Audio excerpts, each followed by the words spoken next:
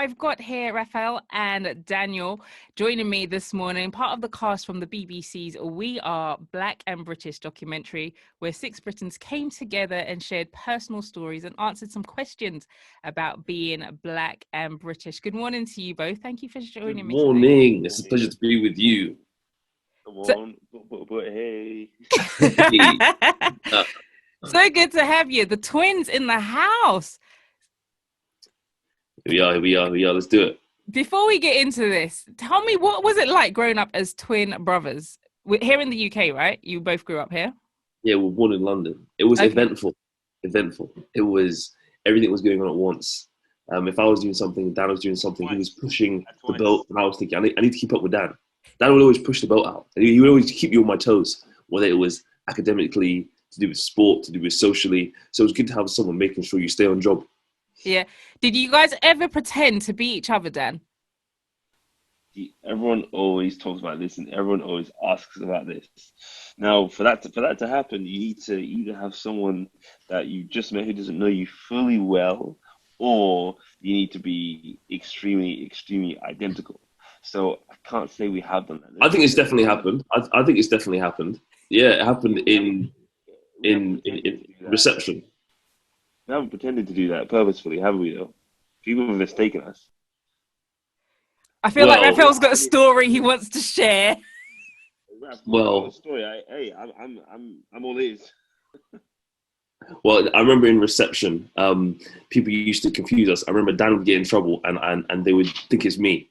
I remember that once or twice. I'm not sure if Dan remembers it the other way around, but this is when we were 5, 6 years old, and we were in the same class. And of course, when we were younger, we used to look a lot more similar.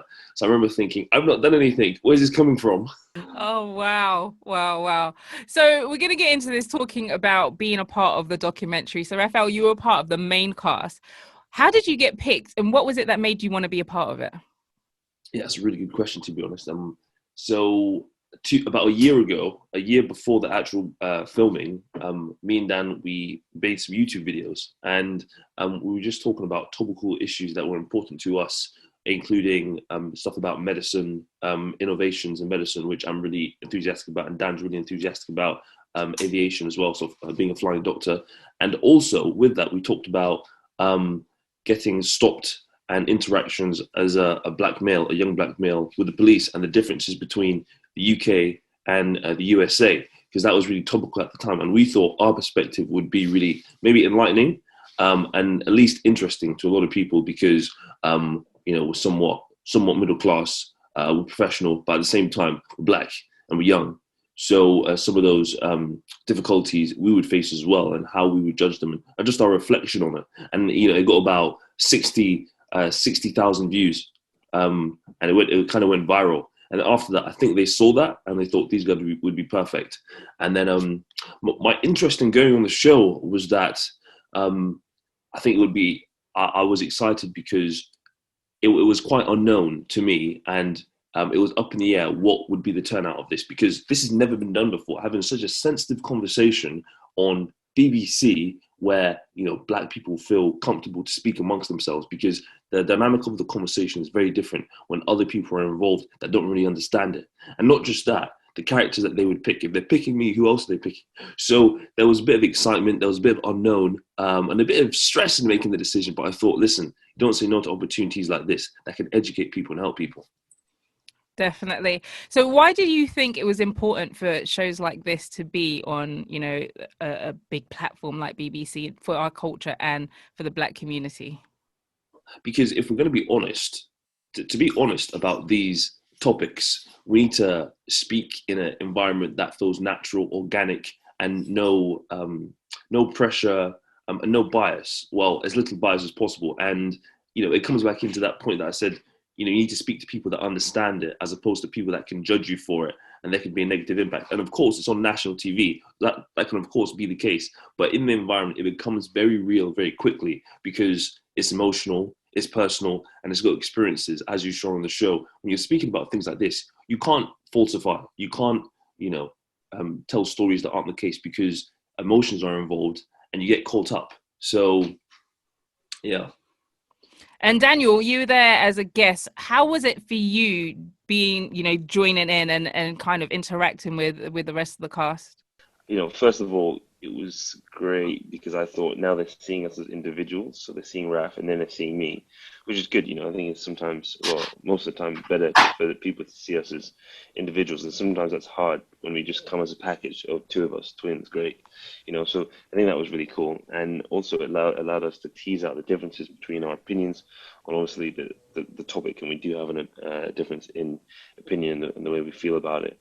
And it was great to see Raf in his element. Raf was there in and of himself, and they obviously formed a bond, and it was really nice to see that coming in as an outsider. And do you think, Daniel, again at you, do you think shows like this are important to kind of highlight what it is to be Black and British here in the UK, or do you think it's more something that the BBC kind of do just to tick a box? I'd really like to get your view on that. Yeah, I think it's a good question. I think it was, I wouldn't say it was to tick a box, definitely not, because in many ways it didn't tick a box. For number one, it wasn't in Black History Month. Number two, there wasn't a massive marketing launch for it. It just kind of happened, and I think the actual production of it was very artistic. The artistic control over it in terms of telling the stories and choosing the people. It was done in, I would say, not an obvious way. I guess it would be easy just to pick some famous Black people and put them in a room, but that wasn't done. And I think the selection of people was very, very specific, and I think they did a great job with that. So and also they've left room open to do some more stuff. So I'm very impressed with how they did it and the production quality in that it had. Absolutely. And Raphael, what do you think? Yeah, I agree with Dan because it was very unknown, even from the BBC's point of view and from the production's point of view, what way it's going to go. Because it was very organic. Because of that, that's probably why there wasn't a big marketing budget, because it's almost risque when it comes to a format on TV that's going to work, and it's very controversial as well. You see how heated it got, and we even saw on set some of the production team, they'd be looking and they'd be getting emotional as well. So when it comes to the biggest TV broadcaster, I think in the world, or at least in Europe, they've got to take their decision carefully. So definitely not ticking a box. Thanks for that. And Raphael, in terms of the show itself, what amazed me was that there'd be times where we'd really see all your facial expressions, which made it feel like, wow, they're just finding out about this in the same way we're finding out about this. And some real deep stories were being looked at. And it's very easy a lot of times where people say, I'm Black and I'm British. And it seems like that's it. But there's so much more under that, because even being Black and British, we all come from different places. Our cultures are different. And there's religion, there was sexuality in there and all those kind of things. What was your biggest takeaway or learning from the show? Fundamentally, the biggest learning point from the show for me was that to understand, to move forward, and to be better, therefore, is to listen. It all comes down to good listening skills and not trying to defend yourself or attack, and putting yourself in someone else's shoes. And that's not easy, especially when it's a new idea that you're being presented with. And, I think there's a lot, if you read a lot when it comes to philosophy, self-reflection, and just trying to be self-aware. I think this is what you learn. To understand the situation, you need to listen properly, and that's not easy, especially when you're in a position of respect or power. So that was the first thing. The story with Lin May, I think that was really powerful. It forced a lot of people to think from a perspective that they don't usually think from. What does it feel like to be dual heritage, or as they said, mixed race, and the difficulties that come with that, and not knowing what side you're on, and that can be really, really overlooked. And then the story with Mr. Strange, he talked about his homosexuality and the difficulties there. And Kehinde, he of course came from an academic point of view, and he is the most educated person on the panel. Of course I'm a doctor, and Lin May's a lawyer. however, he marks dissertations for a living, so his critical thinking is expert level. So a lot of people couldn't understand or agree, or at least see where he was coming from. But he's coming from the point of view of power, economics, and institutions, and that has weight. But however, we were coming from a position of, we want everyone to be able to live the life that they want to live, instead of, power, institution, and economics. So everyone's opinion had weight, even if it was just more experiential. And you can't, have takeaways. You can't have evaluations without experiences. Numbers don't tell a story by themselves. We are storytellers. So, that's what I kind of took away from the experience. Wow. I mean, one of the things that he mentioned was about, Black people having our own. And it was a big conversation that happened around the time of George Floyd, when Black Lives Matters really started to pick up and have a lot of momentum. It's one of the things that he's saying, we need to have a Black economy. We need to have Black schools. We need to start building for ourselves. That way we always have something. What's your view on that? From a power, economics, and wealth perspective, he's got a point, because there's always going to be a bias towards the people that are in control of it. The type of people in the group and the demographic. It's human nature to look after your own, and we've seen that in history, and history repeats itself. So if Black people as a demographic group want to level the playing field, because they are definitely behind when it comes to power and wealth in the Western world because of historical institutionalized things, then they need to sort of use that group power. And however, the way in which it was presented, that idea, using, the idea that looks like segregation, that doesn't make much sense, and it's counterproductive in many, many ways. But if we look at other demographic groups, they've definitely used the concept of group compound power, whether it comes to finances or just politics. And Black people are going to level the playing field. I think that makes a lot of sense. Absolutely. So we've been praying for everything that's going on in Ukraine, with the war that's been going on, continuously. And my friends and I had a conversation kind of in the early days. We saw those videos where Blacks and any non-whites actually were being prevented from getting out of the Ukraine. And I'd really love to take your view on this. So one of the things that she was saying to me was, sometimes she feels that, and these videos in particular had led her to feel that, as Black people, being Black and British like we all are, we can't get too comfortable when we are not the majority, because things like this could happen anywhere. And she's already started to think about an exit plan just in case something changed here in the UK. What would your view be on that, in terms of having preparation in case things change here?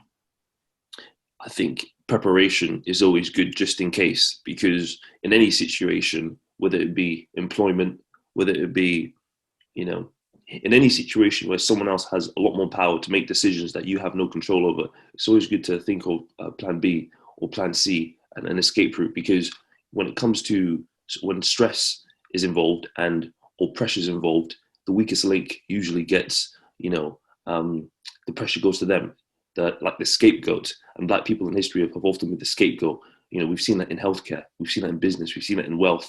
So when it comes to these situations, that's what's happened in Eastern Europe. They the weakest link that they saw in an obvious way, of course, were the Black people, and they were doing things which were really an atrocity, which were abhorrent.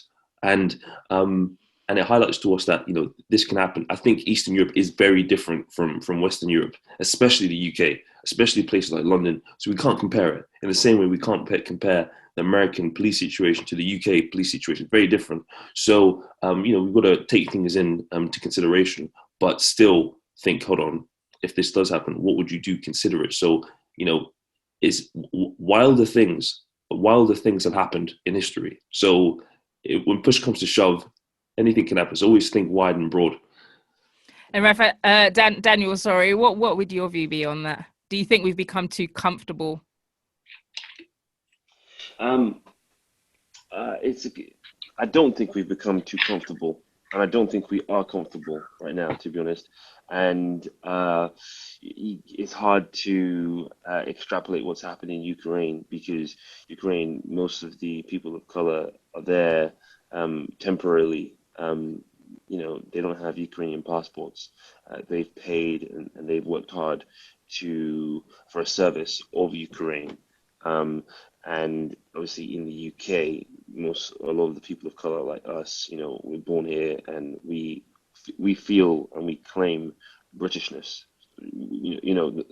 The people of color in Ukraine, they're not claiming that they're from Ukraine. They're not claiming that. We do claim that. Most of us claim that. I claim that. And therefore, I think that there's a feeling of belonging, and I think there's a feeling of that you want to protect this nation in that respect because we belong to it. But if we completely disagreed or didn't have a say in what was going on or what was happening, or if it blindsided us and it was completely one-sided, like in the story with Russia versus Ukraine, would there be? Do I think there would be inequalities and moving people out of the country? I don't think there would. I don't think there would, but I never say never. I just want to add to that an example that we saw that I think reflects, not on the same level, not on the same scale, but reflects a similar situation is the football situation, the Euros, where the amazing England team with some of the amazing young black players, they were, of course, one of them missed the penalty, and they completely blamed us losing the Euros on that completely, and it was disgusting, and it really resurfaced some of the deep-seated racist thoughts and ideologies, not just ideologies, but behavior and culture, which shows its ugly head in stress. And that was stress. So I remember I was in hospital seeing a patient and I could hear it on in the background. And I was finding it very difficult to concentrate because I knew, it was very clear to me, I wasn't even speculating. I was thinking there's definitely going to be some trouble for the black players and for black people in general if he misses. And that, in my mind, I wasn't thinking, oh, this is to do with racism. I was just thinking, this is just culture. This is what you're kind of used to. And on reflection, of course, it is racism. So I think we've sort of got used to it and we know what the situation is. But I think it's very similar to that situation on a different level. Yeah, definitely. Like you, I watched it with my family though, and I remember my mum was the first. She's not even someone who watches football, but she was the first person to say, "I hope they don't miss, because if they miss, that's it." You almost knew it was coming, and that was one of the things that was most worrying, is that we actually anticipated what was going to happen. We knew what was going to happen. One final question before I allow you both to leave is. The BBC done this show and it was great, and I think it highlighted a lot of things in terms of being black and British. Do you think there are other shows that could be done, and do you have any ideas of things that you think could be done that's shown on TV stations like the BBC, which really give insight into what it's like to be black and British, especially in terms of repairing and bringing together a better understanding for those who are not black and British? I think that's a really good question, and I think there's definitely room for extension of the Black and British show. Definitely, we had 2 episodes, and really we only had 10, 15 minutes on each topic. That's not doing it justice. It's a small introduction.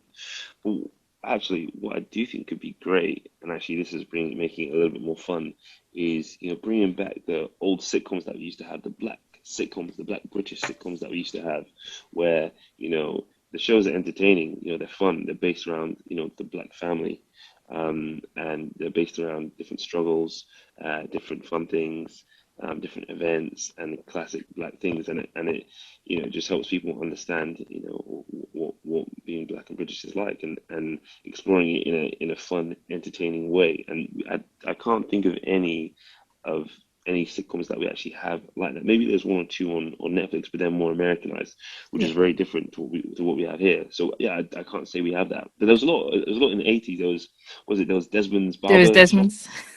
Yeah. Desmond's. And there was one called Brothers and Sisters, which was around the church and also, the black community and things like that too. Yeah. I think that's a great point, Dan, and it's so true. Because as well as the fun and comedy that you say about the truth and struggles are really brought to the front. And we saw that in the Fresh Prince of Bel-Air, and it was great. You know, the population and the demographics that were exposed to Black struggles and what's it like to be Black through comedy, they understood, and we still see that today because it's one of the best shows. I think I would add to that a show exposing the struggles of different demographics, you know, especially Black people in academia. You know, as a researcher at UCL myself, you know, I've read about, you know, some of the disparities there and the lack of opportunity in academia, in science. So I think that should be brought to the front because it's under the cover, because it's such a specialist area. And the nuances are hard to sort of see from the outside. That's number one. Number two, I'd also say in sport, you know, to get a closer look at the nuances of the situation, understand why people think the way they do and what we can do to fix it. Because, you know, this fight racism in football and sport, it's been there for 30 years. Like, why is it still an issue, especially in the UK? What can we do? Can we do anything about it? Or is it just something we're going to have to live with? If it is, then fair enough, but let's still investigate. Yeah, that's what I'd say. Absolutely. Thank you, Daniel and Raphael. Thank you for taking time out to talk to me today. It's been an absolute pleasure speaking to you guys. And hopefully I'll see you guys on TV again sometime soon. Yeah, we'd like to say we've got a show coming out on Monday. Me and Dan are going to be in Operation Ouch on CBBC, a show in its 10th series, and it's going to be going around the world. It's going to be on iPlayer. It's called Operation Ouch. What time? I'm not sure, actually. I'll find out and let them know for you. All right, guys. Thank you so much. Thank you.